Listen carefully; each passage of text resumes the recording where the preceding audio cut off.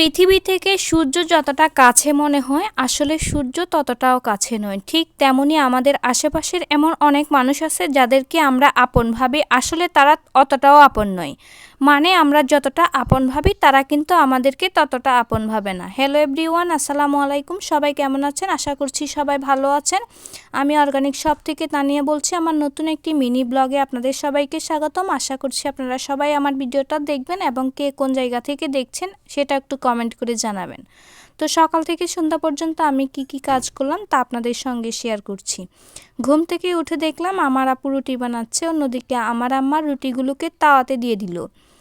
তো আমি চাটাও বানিয়ে নিলাম। এরপর সবাই মিলে নাস্তাটা সেরে নিলাম। নাস্তাটা শেষ করে আমি ফ্রিজ থেকে মাছ, মাংস, সবজি আজকে রান্নায় যা যা লাগবে সব কিছু বের করে নিয়ে আসলাম। প্রথমে মাছগুলোকে ভিজিয়ে দিলাম, এরপর এক এক করে সকল সবজিগুলোকে কেটে কুটে নিচ্ছিলাম। পেঁয়াজ, কাঁচামরিচ, টমেটো, ধনিয়া পাতা। আজকের রান্নায় লাউ থাকবে, তো সেজন্য লাউটাকেও কেটে নিচ্ছিলাম। অন্যদিকে বেশি পরিমাণে মরিচ আনাতে মরিচগুলোকে, বটুগুলোকে ভেঙে রাখা হচ্ছে যাতে পচে না যায়। তো রান্নাবান্নার কাজের জন্য সব কিছু রেডি করে নিচ্ছিলাম। প্রথমে দেখলাম আমার আপু কিছু কাঁচামরিচ নিয়ে নিল, সঙ্গে কয়েকটা রসুন দিয়ে দিল এবং এগুলোকে টেলে নিচ্ছিল ভর্তা বানানোর জন্য। অন্যদিকে সব কিছু রেডি করে আমি রান্নাবান্নার কাজটাই শুরু করলাম। আমি রান্নাবান্না করছিলাম, অন্যদিকে আমার আপু ঘরটাকে গুছিয়ে নিল। দুইজন দুদিকে কাজ করছিলাম, একসাথে কাজগুলো শেষ হয়ে যাচ্ছে, সেজন্য সুবিধা হচ্ছে। তো ও ঘরটা গুছিয়ে নিল, অন্যদিকে আমার রান্নাটাও শেষ হয়ে গেল।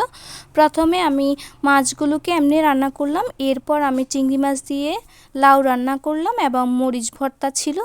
তো রান্নাবান্না শেষ করে সব কিছু গুছিয়ে আমি ঘরটাকে সুন্দরভাবে ঝাড়ু দিয়ে নিলাম। ঝাড়ু দেওয়া শেষ করে ফ্রেশ হয়ে সবাই মিলে খাওয়া দাওয়া শেষ করে নিলাম। খাওয়া দাওয়া শেষ করে দুপুর গড়িয়ে বিকেল হলো।